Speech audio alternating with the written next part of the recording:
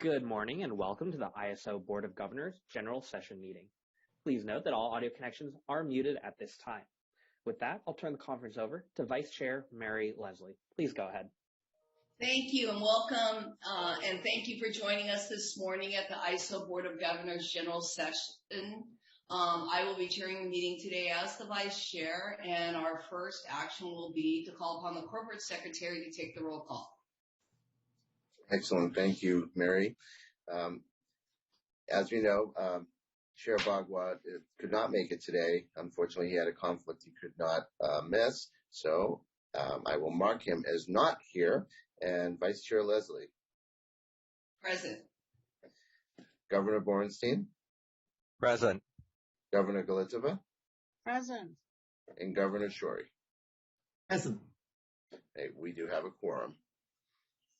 Terrific. Our first agenda item is public comment. I would ask for any public comment for items not on the agenda. If you would like to make a comment, please click on the raise hand icon at the bottom of the Zoom window. You'll be asked to unmute when it is your turn. Please accept the unmute and state your name and affiliation before stating your comment. If you have only joined on the phone, please press #2 on your telephone keypad. You'll hear a notification when your line is unmuted. At that time, please state your name and affiliation before stating your comment.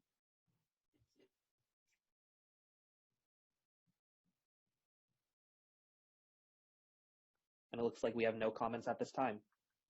Seeing that there's no public comment at this time, we'll move on to agenda item 2, decision on the August 31st, 2022 General Session minutes. Corporate Secretary. Thank you, Vice Chair Leslie. I have a motion to approve the August 31st, 2022 General Session minutes of the ISO Board of Governors. So moved, Jan. Thank you, Jan. Thank you, Angelina. Mary, your vote? Aye. Severin, your vote? Aye. Angelina, your vote? Aye. And Jan, your vote? Aye. Thank you, Governors. The motion passes 4-0. Thank you. Now I will introduce the next item, which is agenda item number 3, the CEO report. Elliot. Thank you, Vice Chair Leslie and Governors. It's nice to see you all today, and to our friends and stakeholders, thanks for joining us. Just very briefly, I think as you noted in my CEO report, yesterday at the Joint General Session, I just wanted to express my appreciation to all of you for taking the time. I think the moment of recognition of Therese Hampton was really, really important for all of us in the energy community. So thanks again for that and the resolution.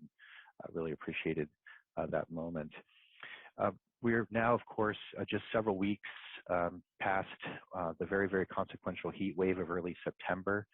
I wanted just to reflect a little bit, to call out a couple of the key things we noted from that, some of the lessons learned. I think certainly that heat wave was one of the most intense heating events we've experienced in California's history, and set several records of note. Not only was that the highest demand ever recorded on the CAISO system at 52,061 megawatts, and actually that doesn't even factor in all the behind the meter solar that was actually operating at the time, which displaced even additional load. It was also the largest recorded demand in the history of the Western Interconnection at 167,500 megawatts. So this was truly an edge case for our system. There were many things that contributed to our ability to ride through that event without having to resort to rotating outages. Obviously, the 8,000 megawatts of new capacity that's been procured in California since 2020, including over 3,300 megawatts of battery storage, were clearly difference makers. Just the remarkable level of communication and coordination that was going on within the state and across the West, I think was a major factor in both anticipating the event and working through its consequences each and every day. The strategic reserve of resources that were available to us under EEA2 that had been built through the collaboration with the CEC and the CPUC and the utilities played a major role in adding an additional tranche of emergency resources. And of course, on September 6th, in a moment that will certainly go down in California market lore, that the use of the wireless emergency alert when we were in the heart of the EEA3, it certainly demonstrated the capacity for demand response to play an important role in maintaining system reliability, but also showed us that we have work to do to continue automating and adding and increasing the sophistication of the DR programs in California.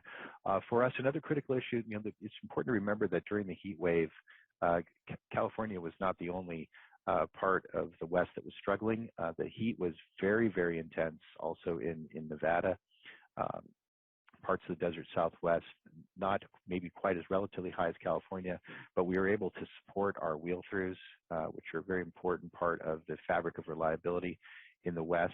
I was in regular communication coordination with leaders of the other utilities. We were supporting folks in Mexico. The Senase grid was under extreme stress. And there were other utilities in EEA3s as we were during that evening as well. And I think it was a moment where we all recognized again just how interdependent we are and how we all have to work together very effectively to maintain the overall reliability of the Western grid. I will say another thing that was, I think, worth noting is during the course of the entire heat event, my team and I were continuously trying to sort of visualize how the operations of the system would have been different if we had actually had an extended day-ahead market in place at the time. And what I think was really manifestly obvious to us was that the additional visibility and the transparency to the sufficiency of the broader footprint and the confidence that we would have had on a number of days that the market and transfers between the different regions would have maintained reliability in California and other states, I think would have significantly reduced the need for emergency declarations and also would have increased the incentives for folks to bid their generation into the market, which would have increased liquidity. And you could just feel that both the reliability and the cost savings benefits of having that broader footprint and that broader optimization in place would have been very helpful. So obviously, as we work towards the final stages of the EDAM design, I think it was another example of just the opportunities of continuing to work together across the West, where we saw once again not only the level of transmission interconnectivity, but the geographical diversity. It was very, very hot in California, very, very hot in Nevada, hot in the desert Southwest, but the Pacific Northwest was not quite as hot, and they were also having a very, very strong hydro year, which contributed to the overall sufficiency and our ability to import power. We are in the final stages of completing a document that will be a very, very detailed piece of work and an executive summary on this event. We're hoping to get that out sometime next week. And there are some learnings, as we discussed earlier in this week at the WEIM governing body meeting. There are going to be some learnings, I think, about battery dispatch. There are going to be some learnings about the resource sufficiency evaluation, some learnings about imports and exports. And we just think that when you have an event like this, it's really important to dig in, understand the data, and just very transparently and openly address those issues and just make sure you get to the bottom of them. If there are issues or concerns or mistakes, take them on, get them fixed, and just do that as transparently as a learning organization. So I'm looking forward to the report, sharing that with stakeholders. Obviously, we now are already starting to think about next summer, not to mention the winter, which maybe might not be quite as volatile here in the United States as it's likely to be in Europe with all the gas issues and everything going on. But we are always ever vigilant on reliability, and certainly today, as we'll be talking about the interconnection process reforms, stage 2, it's another part of our effort to make sure that we can get clean capacity onto our grid as efficiently as possible to help meet the resource adequacy goals of California. I did want to mention that the extended day-ahead market design is coming very well. We've got our teams of people finishing up their reviews of another 500 pages of comments that came in here over the last couple of weeks. The team is finalizing the draft final proposal. We're planning to release that on October 31st. So just a profound thank you to just the incredible amount of input and just work together on the design of this market that we've received from customers and stakeholders from across the Western United States. Just an amazing amount of work together. We feel really, really pleased and honored to have had so much engagement in our process. And I think the draft final that will hit the street early next week, I think was going to really reflect that progress. I think we've just come a long way. We'll have a final comment period here in November, and then we look forward to bringing back the final proposal to you in December. for your review. And then, of course, as we get into the early part of next year, moving towards final decisions on that. And of course, the Governance Review Committee, which you heard about yesterday, an update from Rebecca Wagner in the joint general session. Team appears to also be making some really, really good progress in issues that are extremely important here inside California and to all of our partners across the West. So I'm excited to see the final proposal from the GRC as well. As we did note, we are still working quite diligently to take one more round of input and dialogue around the resource efficiency evaluation phase 2. We had a couple of meetings in the last couple of weeks with the MSC and DMM and got some additional input. That is such a complex and important set of issues. We wanted to take just a little bit more time to get that right. So we'll bring the RSCE phase 2 back to you for joint decision making in December. And I'm also pleased to note that we are making good progress on the transmission services and market scheduling priorities. Right now, the team is running scenarios, looking at transmission inventory, and trying to basically come up with a good range of capabilities to continue to enable transfers across our system while making sure that we're able to reliably meet the needs of native load customers in California. Again, a very, very important issue. I think this summer event was just a great example of our ability to accommodate transfers during an extreme grid case, an extreme edge case, but we do need to make sure that the numbers and the analytics are supporting the policy going forward. And I'm very encouraged with where the team is, the progress that they're making on that. I think the goal, we'll have the next iteration of that proposal will be out in the middle of November, and I'm looking forward to getting that proposal towards the completion line as well. Just wanted to briefly note, we're getting really excited about the stakeholder symposium. I will note that obviously this is the first time we're having this event in person since 2018. So there's a lot of excitement about bringing the Western energy community together. Obviously, we still are in a world where COVID has not disappeared, and so we will, of course, be conscious about the way we space people and try to take protections to make sure that we keep folks as healthy as possible. But at this stage, we do have a lot of people that have signed up, close to 800 people planning to join us at the Safe Credit Union Convention Center in Sacramento. We've got just a really fabulous set of panels and conversations, an opportunity to really take stock of where we are on EDAM and governance. We'll hear from Chair Holden about the work that he's opened up on Assembly Concurrent Resolution 188. We've got panels of regulators. We're going to hear from some other of the key voices around the West, get a chance to introduce Karen Douglas, the Governor's Energy Advisor in her new role. We'll hear from Sarah Edmonds of the Western Resource Adequacy Program, John Hairston, the Bonneville Administrator, and also Jan Smutny-Jones. So really nice assemblage of folks. Day 2, we'll hear a little bit more about technology and the customer service perspective. So great panel. I will also note we're very honored to have Energy Secretary Granholm will kick us off on Wednesday morning. She's just been such a supporter of everything that's going on in the West. It'd be fun to have her participate as well. So a lot of work going in. Thanks to Joanne Serena and Stacey Crowley and all the folks in our stakeholder affairs and communications groups for pulling this together. And for those of you on the board, we're looking forward to seeing you there and your participation, and it's going to be a great event. So it is busy times as always as we move towards the final couple months here of what's been a remarkable 2022. We will continue to keep Therese and her family in our hearts as we try to bring the GRC and the EDAM proposals to a conclusion here at the end of the year. And we're just excited and deeply appreciative of all the partnerships we have and hopeful that as we turn the corner into 2023, we're going to taking some big steps together to keep the West working in concert. So thank you again, and happy to take any questions. Any questions for CEO?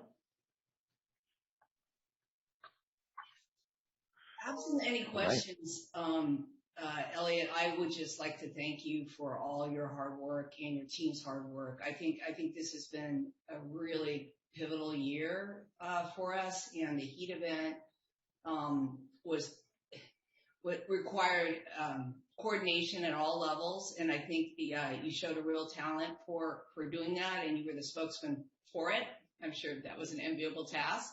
And we were successful, and that's what's important. And we're on a path. And as you said, we're looking forward to your report. We're looking forward to the EDAM draft and also the governance proposal. These are the things that will help us on our way to a successful 2023. And a special thank you to our EIM governing board and the EIM for their role in helping us through the heat event.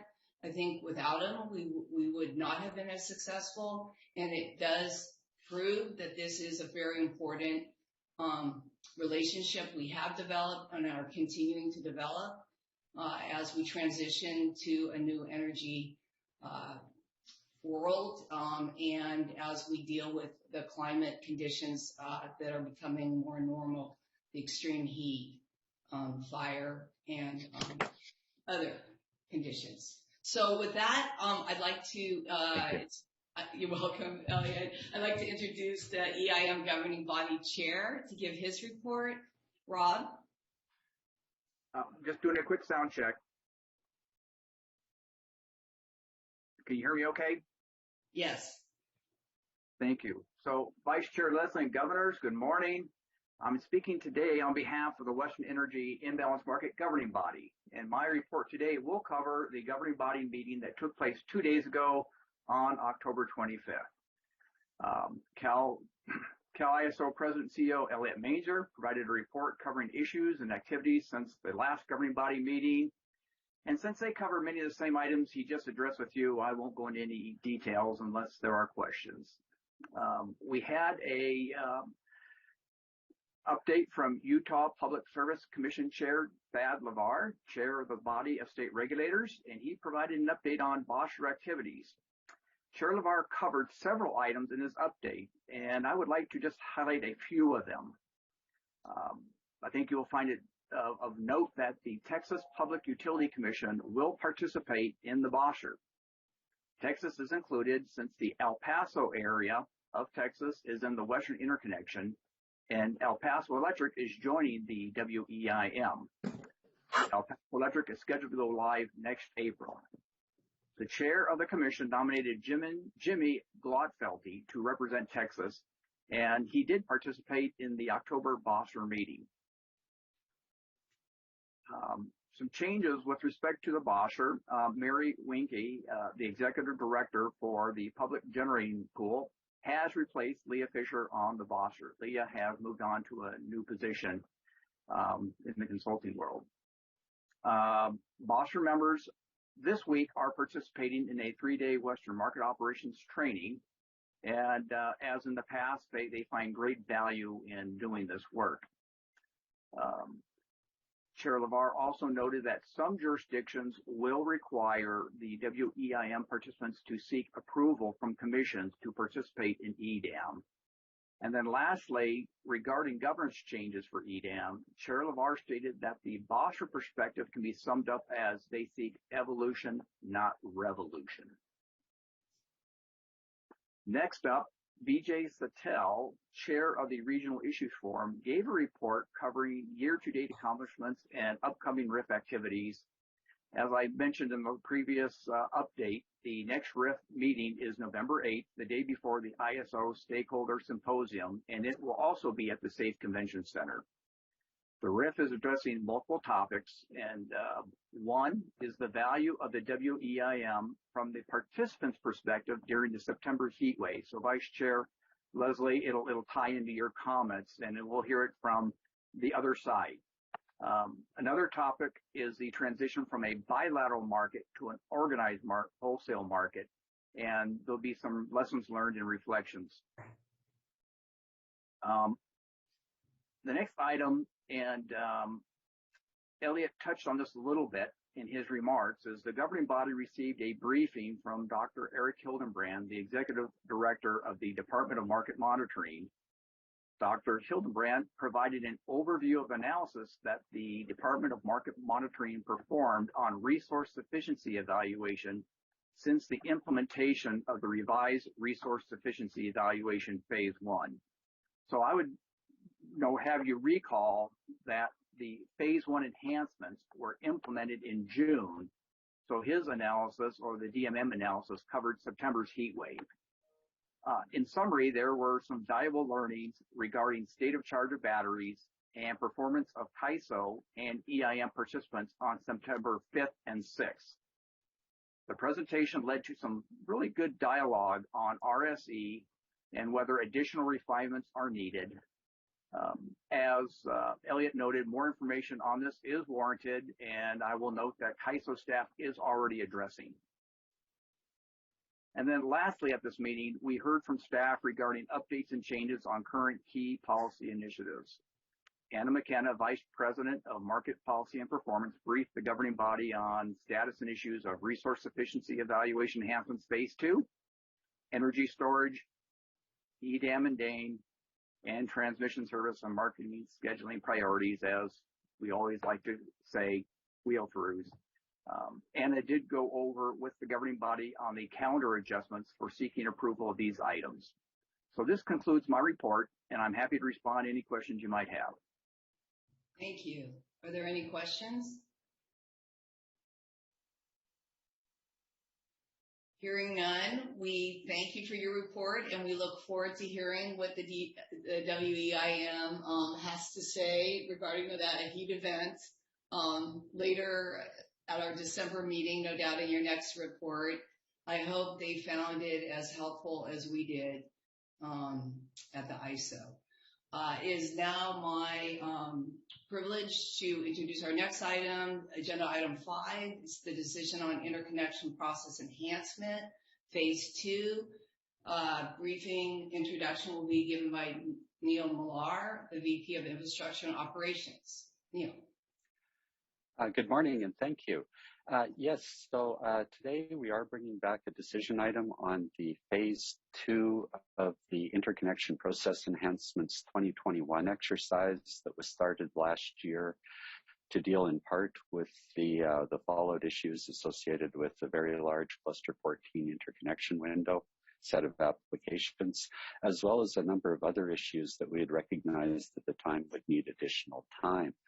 Now, before I turn it over to Mr. Emmert to walk through the presentation itself, I did also want to mention that today we are also covering several additional topics that had been referred back from our May Board of Governors meeting, where we were asked to revisit with stakeholders some key issues.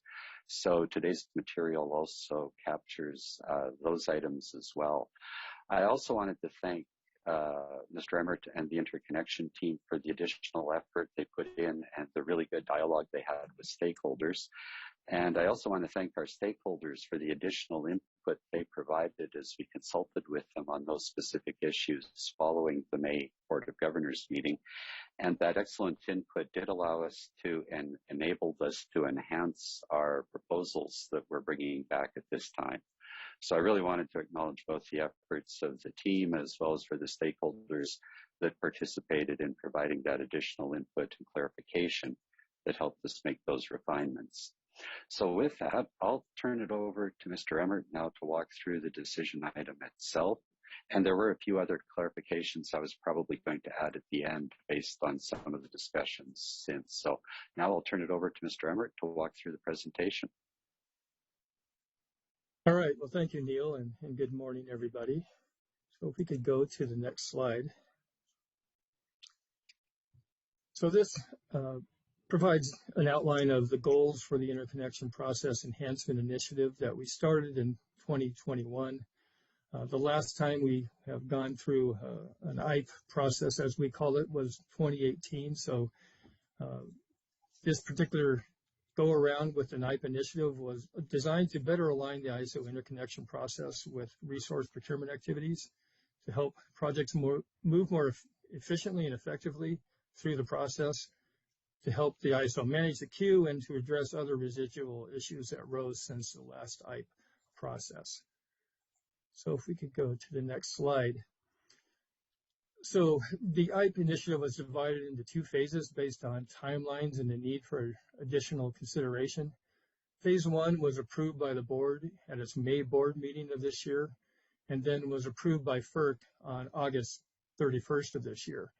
And the tariff changes that were approved by FERC at that time are now in place and are being implemented and are being used for the Cluster 14 Phase 2 study process. So that was the biggest reason that we needed to move more quickly with the Phase 1 items, is to get those tariff changes in place so that we could utilize them for the Cluster 14 process.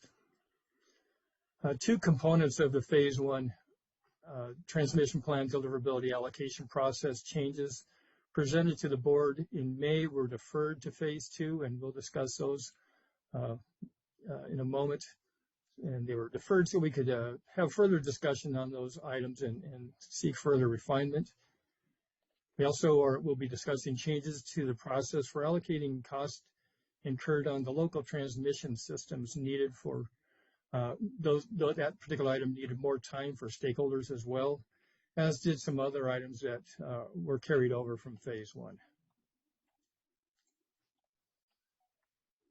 So this topic is the transmission plan deliverability allocation process. These two items were the components of the TPD allocation process that was deferred to the Phase 2 process for further discussion. And the first item was we now will be allowing interconnection customers with power purchase agreements with non-load serving entities to qualify for an allocation of transmission plan deliverability.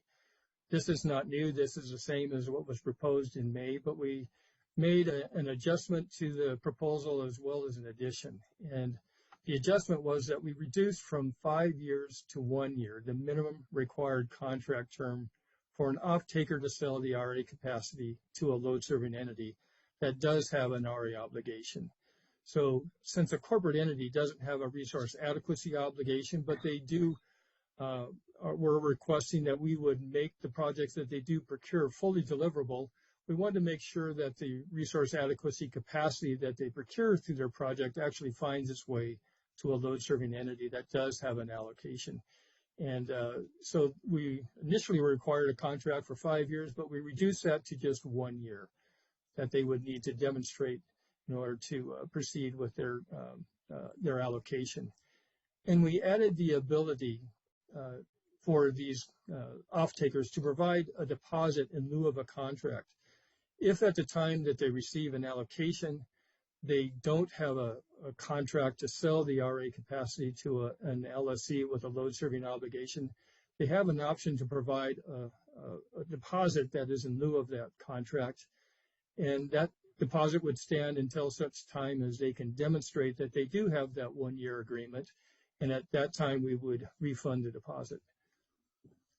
The second item is it establishes a minimum power purchase agreement term of 5 years to be eligible for an allocation. When we brought this topic to the board in May, we had proposed at that time 3 years, but when we brought it back to be further discussed in Phase 2, we moved back to what the original proposal was in Phase 1 of 5 years, so that because the 3 years hadn't really received very much stakeholder discussion. And in the end, the proposal did remain at 5 years. The proposal places projects with shorter-term contracts to a lower priority allocation group. And the ISO believes that these shorter-term contracts that are less than 5 years in and of themselves is not sufficient for a project to obtain financing and to begin construction. And it ensures the most viable and ready projects have the highest priority for an allocation and gives priority to load-serving entities who must procure large amounts of new generation to meet their mandated procurement targets. And so all load-serving entities supported either 5 or 10 years for this proposal, as did the California Public Utilities Commission, Energy Division, and the Public Advocate's Office. And I will also note that for the first item, you might recall that Amazon made comments at the board meeting in May, and they sent a letter to the board on August 25th stating that they were very pleased with the revised proposal.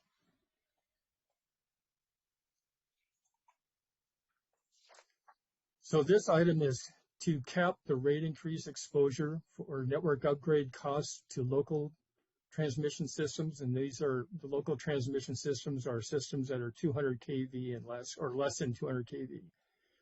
And this proposal caps the cost of resource interconnection upgrades on each PTO's local transmission system that fall to the PTO's ratepayers. And this is to protect the local ratepayers when interconnection costs on the local system are disproportionate to the local load. The costs of interconnection upgrades are capped at 15% of the PTO's total local transmission investment. And costs that exceed the 15% threshold become non-reimbursable to interconnection customers. And at that point, those customers would have to collect the cost of those network upgrades, try to recover that through their procurement contracts rather than being reimbursed from the PTO. And in 2017, the ISO filed a tariff change with FERC to allocate costs of the interconnection upgrades on local systems to the regional transmission system. However, it was rejected by FERC. So while some stakeholders prefer that methodology, the ISO believes that it's not an option to file with FERC a second time.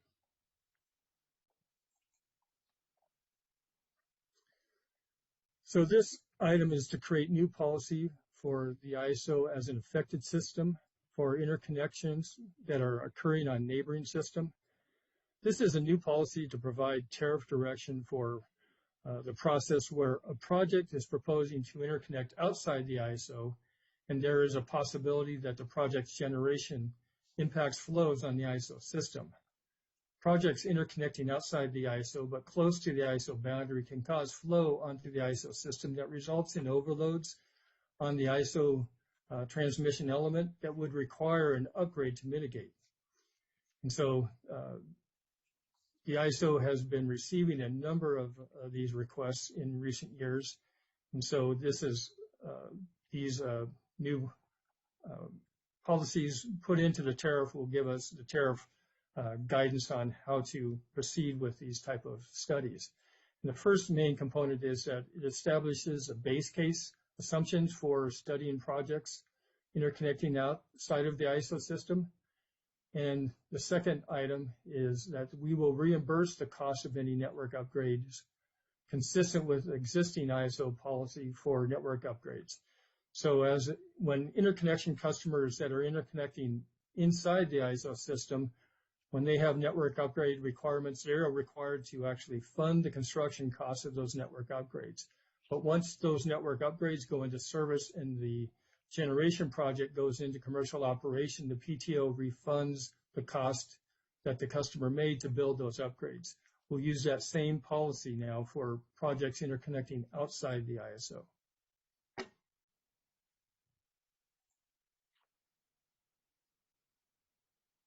And the ISO also had some items that we wanted to improve transparency and access to relevant information.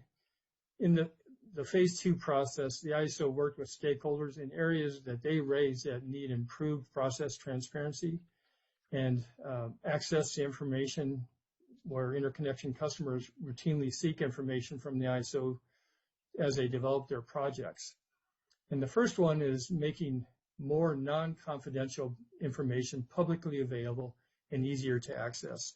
A lot of information is currently available, but it's not necessarily easy to access, and some customers didn't know where to find it and didn't know where it was always available. So we developed a process to make it more transparent and easy to get that information, and we'll develop some reports that will actually facilitate developers in developing new interconnection requests.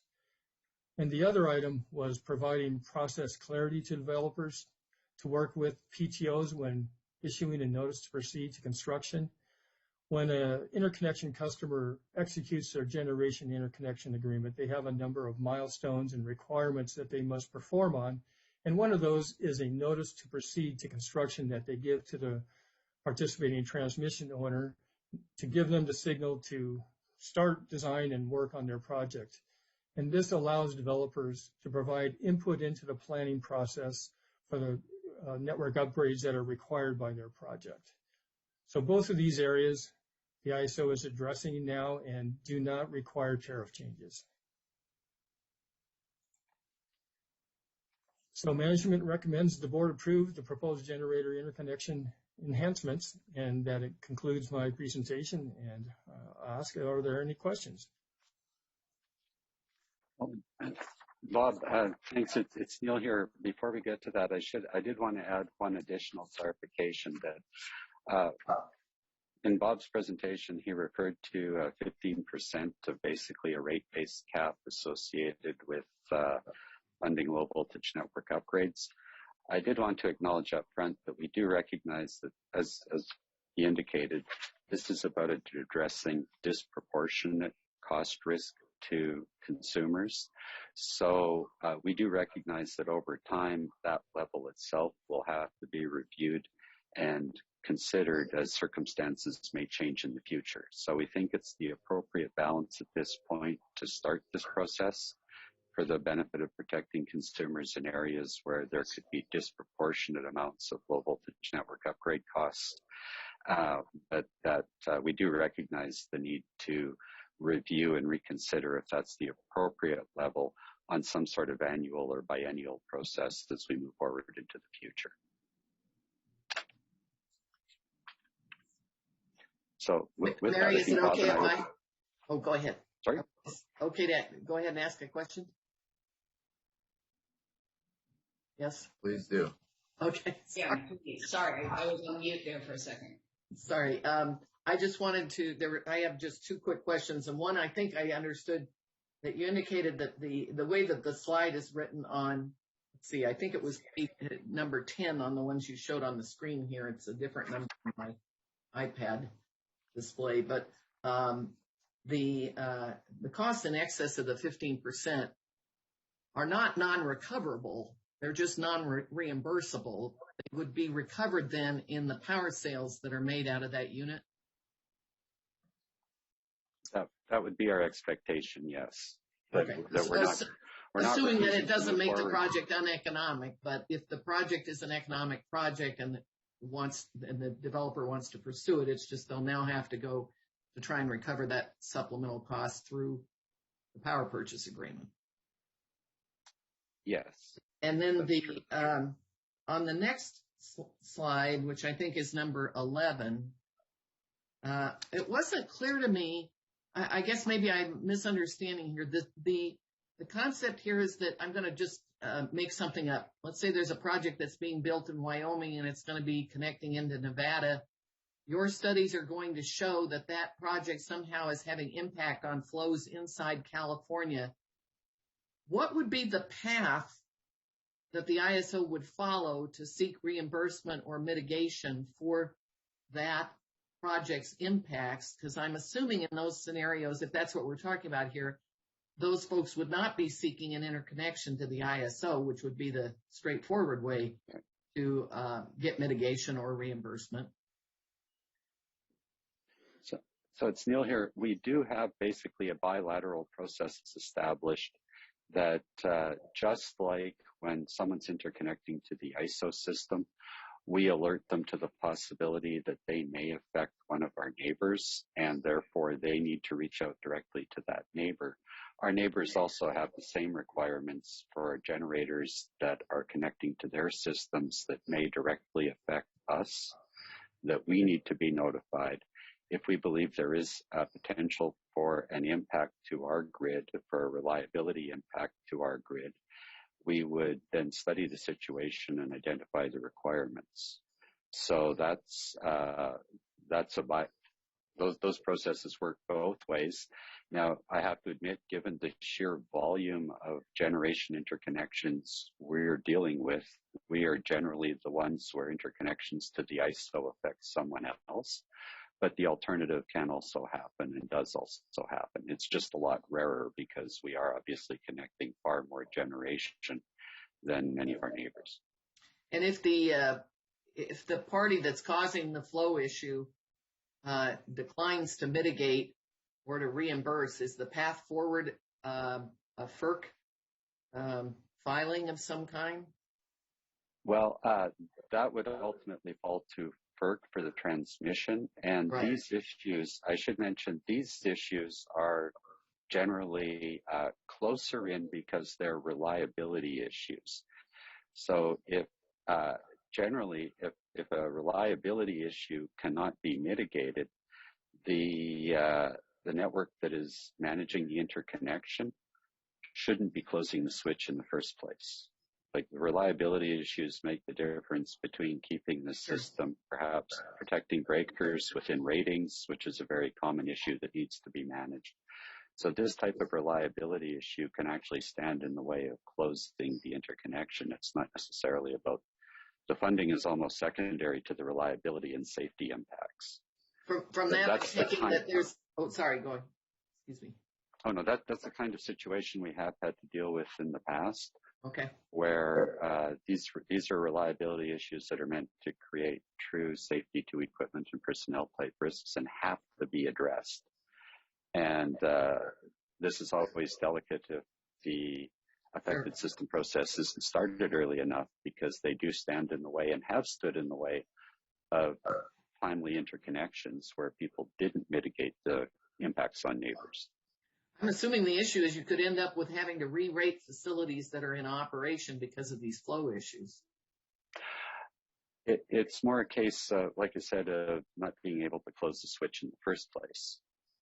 Okay. That and in other words, so your conclusion is that there are paths forward to resolve these issues if we find them, regardless of whether they're something we're moving forward with or something someone else is moving forward with.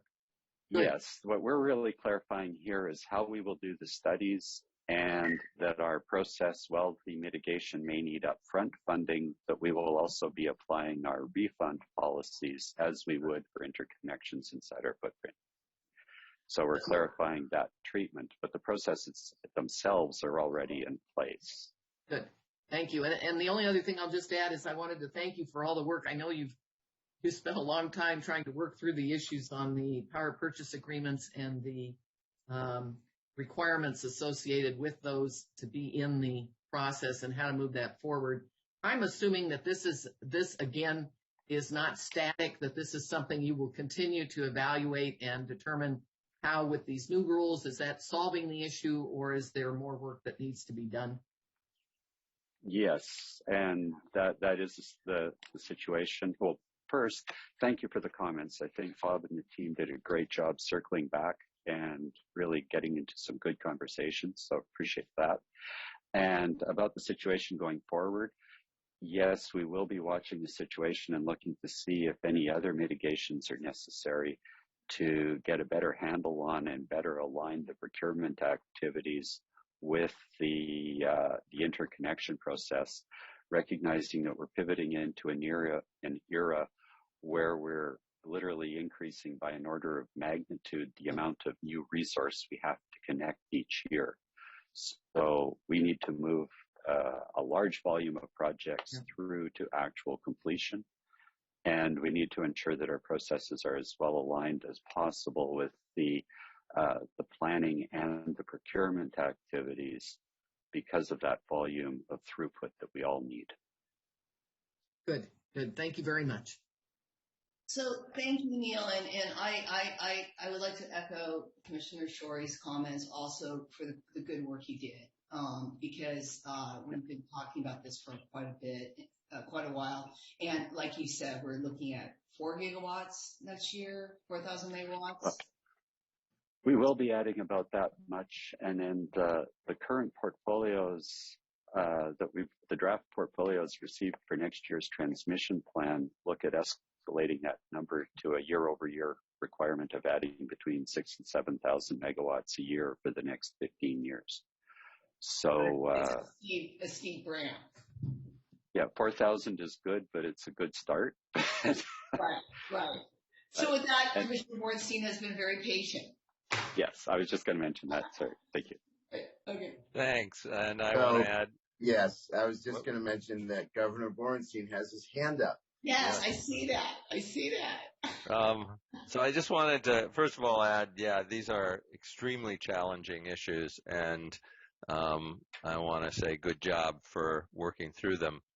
I do want to ask about this cost allocation treatment for network upgrades and local systems, because I'm really having a hard time wrapping my head around it, and I thought I understood it, and now I'm not sure I do. So normally what happens is above 200 kV, what happens is the investment's made and it is socialized across the whole system, and the PTO, which makes the investment, is reimbursed. Is that correct? Yes, they earn their annual revenue requirement recovered from the transmission access charge based on their investment and cost of operation. Yes. And it's the PTO that's making the investment? Yes. Okay. And so then for these local systems, local investments, there would be a limit capping ratepayer cost of 15% of the PTO's total local transmission investment. That, I assume that refers to this project, not all local transmission investment. Is that right? No. Okay. No, let me just perhaps take another shot at clarifying this. The way you described the high voltage transmission access charge is right. Each transmission owner has two separate transmission rate bases, one for the high voltage transmission, one for the low voltage. Okay. The high voltage transmission costs, that rate base becomes part of their high voltage transmission costs that is recovered through the average transmission access charge that gets applied across the whole footprint, the whole ISO footprint. Their local transmission costs go into a separate rate calculation and those are only recovered from that local transmission owner's customers, the customers in that local transmission access charge area. There's no averaging across the whole system. So if you're in a small system that has an appropriately relatively small amount of local transmission serving the local load, and a generation interconnection drives a huge cost increase on your local transmission system, our current processes would call for all of that cost to be recovered only from that small area's local customers. Got it. That's where you get into a disproportionate risk. So what we're saying here, and maybe I could just make up a number, let's say a small service area had $10 million in their transmission rate base that's used to calculate their annual rates. Under this proposal, they would not be required to invest any more than $1.5 million on local network upgrades driven by generator interconnections, period. So if they had one walk through the door that used up that whole amount, all future generation interconnections to the local network would be required to fund their own local network upgrades and on a non-refundable basis. So this is to limit the risk to the customer group. Okay, so going back to your example, you're saying 15% forever. Once you hit 15% forever, everything else beyond that is non-refundable? Yes, but there is depreciation, of course. So this is net rate base. So that 15%, that project will depreciate away over time and create room for others. And if the rate base grows... Where did that first 10 million come from then? Those are all the existing investments in the network that are serving load or other generators. So basically we're saying whatever you're at as of the passage of this rule, that we are now limiting the assignment of costs to the PTO to 15% of that number, or the increase in assigned costs to the PTO to 15% of that number forever. For generator interconnection-driven network upgrades. There will still be other projects approved in the area for load and reliability and other reasons, but because we're an open access regime where people can apply to connect in an area, and as long as they're meeting the terms and conditions, we need to find a way to limit the risk to the customers in that area of unacceptable and disproportionate rate increases. Now, what this would really steer someone to do, to be blunt about this, what this steers someone to do is to consider if their project, let's say that small utility already has reached their investment cap limit. Any new project coming in would have to decide if paying for the local network upgrade is worth it for their particular project, that they would have to absorb that cost, or should they be looking at a bigger project that gets connected to the high voltage network? Okay, and where's 15% come from? So the 15% was the same number that when we were looking at how to develop this, we did look at what other precedents were out there. And the 15% limit on a type of investment to protect ratepayers was the same value that had been agreed upon a number of years ago and approved in our FERC tariff for the amount of pre-investment in a different category of transmission called location-constrained resource interconnections. So that 15% had been considered a reasonable value at the time. We then went into discussions with our stakeholders trying to find an appropriate balance of what an acceptable level of risk looked like. There is concern that 15% number might be a little too low from some stakeholders, that the number should be raised, but this is something that we would have to examine and review. So it's a bit of an art as opposed to a science, but there was also some precedent about a 15% risk looking like a reasonable compromise between ease of resources moving forward and risk to a consumer group around the rate impact.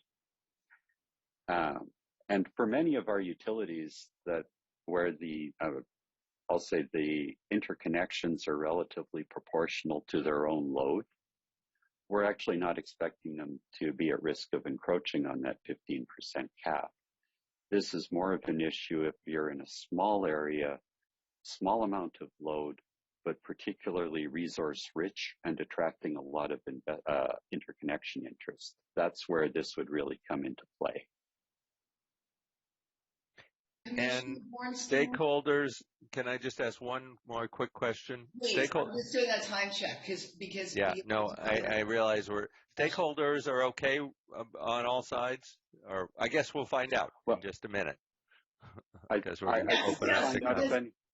Yes. I do think generators, in general, the generation community would see anything that increases the risk of having to fund additional costs would be viewed negatively.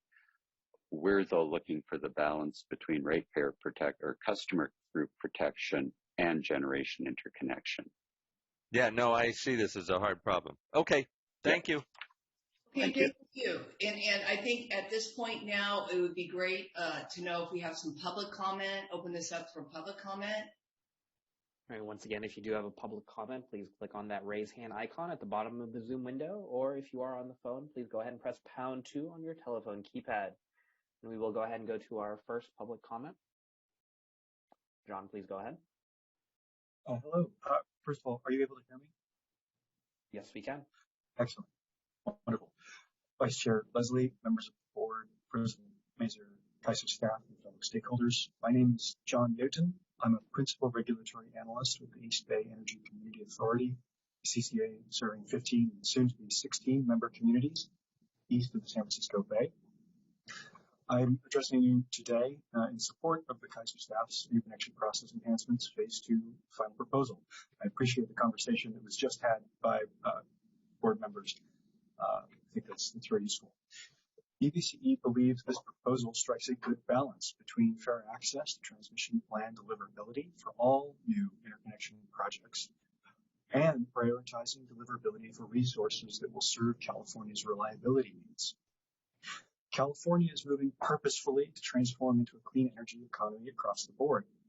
In the long-term resource planning context, where I most commonly participate, some estimate that more than 35 gigawatts of new capacity will need to come online by 2030, or perhaps substantially more than that when we account for variable energy resources and such.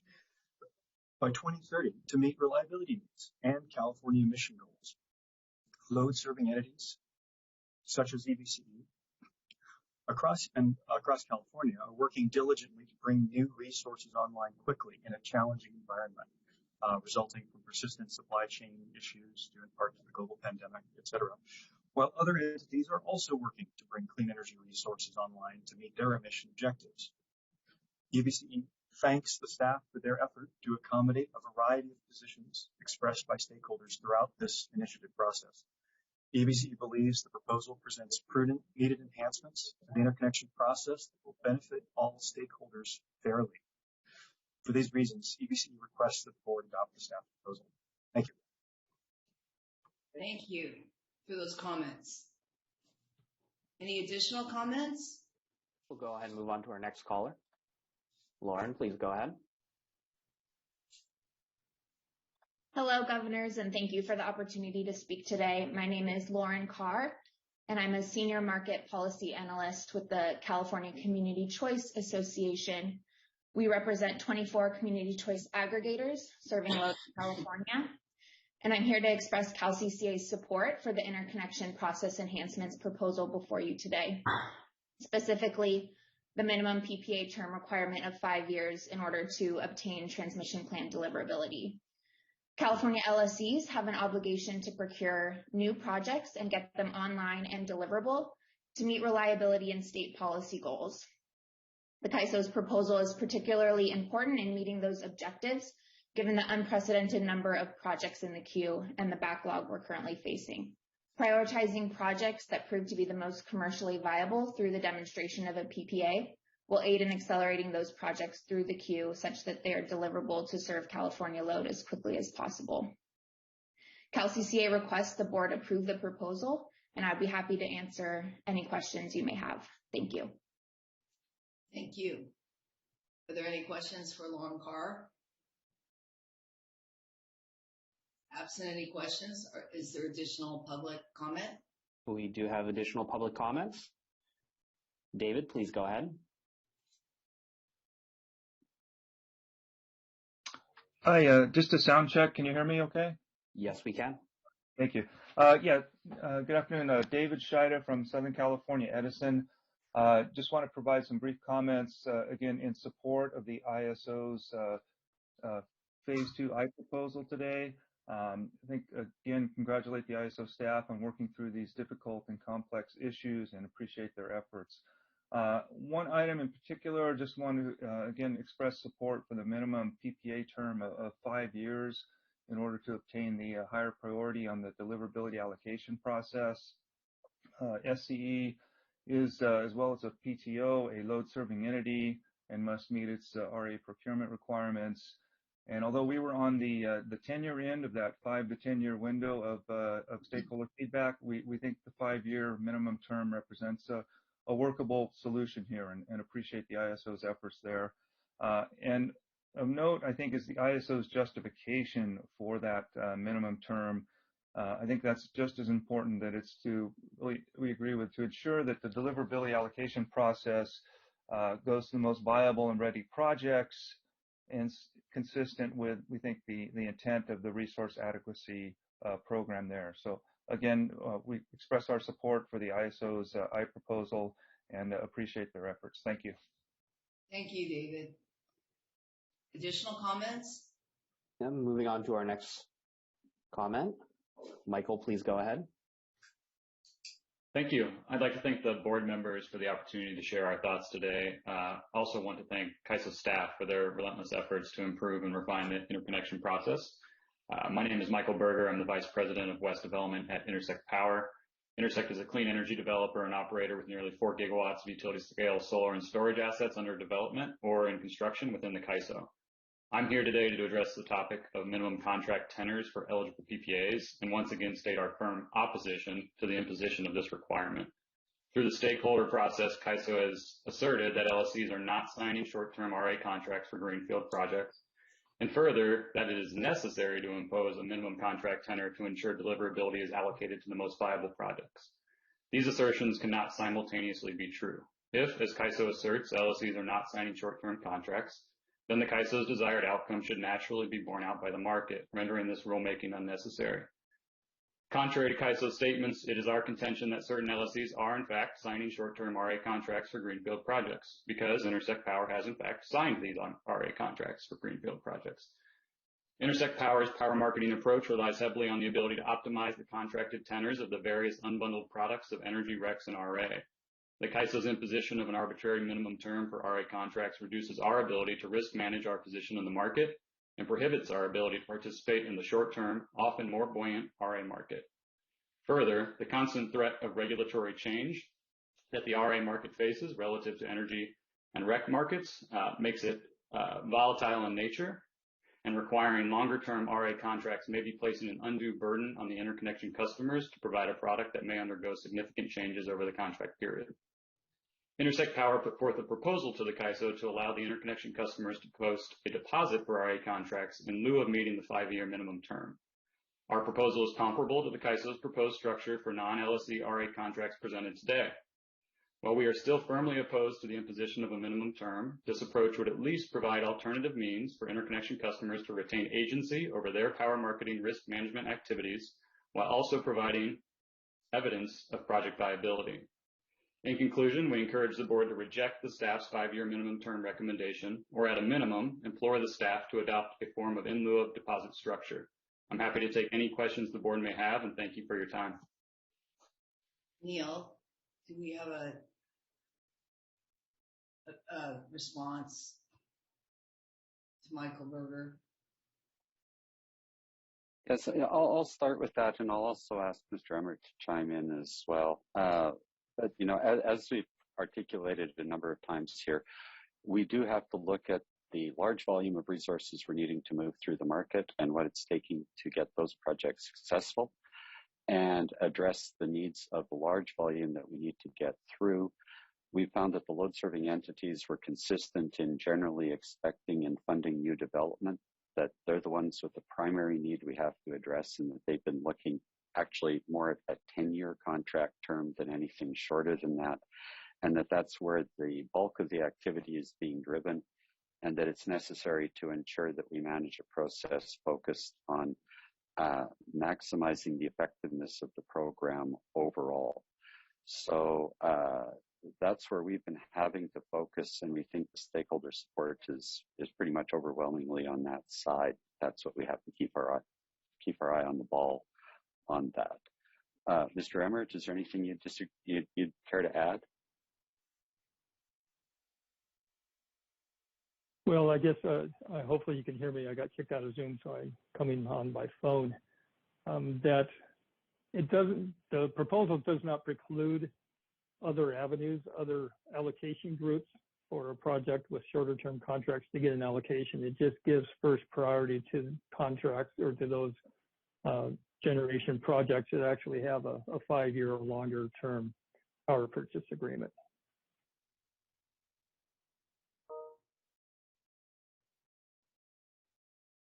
And I'm just going to chime in, and I'm just going to chime in and make the comment I make frequently, which is, Mr. Berger, those are interesting arguments. We as the board are hearing them for the first time, I think. I don't recall receiving direct communications from you. And that makes it very difficult for us to respond or to, in real time, come up with questions and further investigation. I will make the comment to you that I've made to numerous other stakeholders, which is if you feel strongly opposed to something that's coming before the board, reach out to us with some lead time so that we have a chance to meet with you and hear your views and consider them. It's just very hard to, at this point, say, we're going to turn around our views on this based on a 2-minute comment.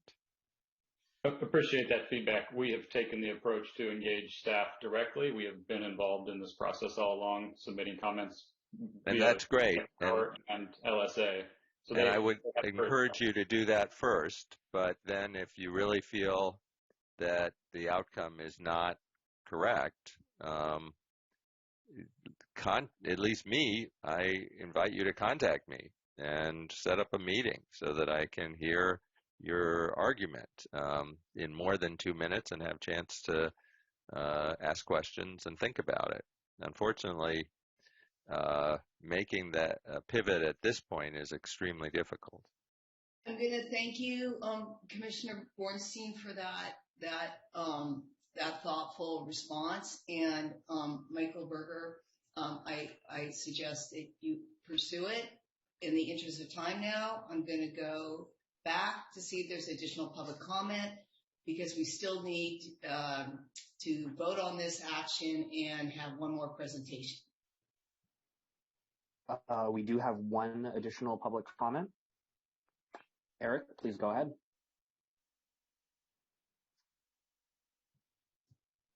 Good afternoon. This is Eric Eisenman from PG&E. PG&E is very engaged in this initiative, and really want to thank Bob for his engagement. We talked to him a lot about this. This is a good total package of enhancements that PG&E supports. I would note, though, that given the ongoing NOPR on interconnection and all the interconnection challenges, I'm pretty confident the board will be looking at more enhancements for us all to consider in the near future. So to just be brief, we request that the board approve this package. Thank you. Thank you, Mr. Eisenman. I believe now we have concluded the public comment section. Yes, we have no further comments at this time. Thank you. Then I'll ask the corporate secretary to please read the motion. Thank you, Vice Chair Leslie. Move that the ISO Board of Governors approves the proposed interconnection process enhancements as described in the memorandum dated October 19, 2022, and move that the ISO Board of Governors authorizes management to make all necessary and appropriate filings with the Federal Energy Regulatory Commission to implement the proposal, including any filings that implement the overarching initiative policy but contain discrete revisions to incorporate Commission guidance in any initial ruling on the proposed tariff amendment. Have a first on the motion, please. So moved, Jan. Thank you, Jan. Second? I'll second, Roger. Thank you, Mary. Governor Bornstein, your vote? Aye. Governor Galitova? Aye. Vice Chair Leslie? Aye. Governor Shorey? Aye. Thank you, Board. The motion passes. Thank you. It's now my pleasure to introduce agenda item 6, decision on the ISO investment policy, presented by our Chief Financial Officer and Treasurer. Ryan. Thank you, Governors. This is a brief decisional item, and I'll make it even briefer considering your time constraints. But this is we're asking for your approval on the revised investment policy. This is the policy that governs the way we manage the cash and investment assets of the ISO. The policy itself requires that I, as the Chief Financial Officer, do an annual review and approval. As long as those changes are not significant or change the way we actually invest the ISO's money, I can sign off on those on an annual basis. But then once every 3 years, we must take that to the Board of Governors for their approval. Happy to report that, as evidenced by the red line version we've submitted as part of the board package today, that the changes over the last 3 years of annual review have been insignificant. They just tend to be minor word changes, updating certain language to be more appropriate with the kind of the current investment landscape. But anyway, so the changes are very minimal at this point, and just asking for your approval on this latest policy.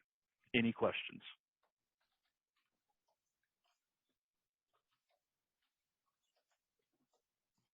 Hearing no questions, I would ask the corporate secretary to read the motion.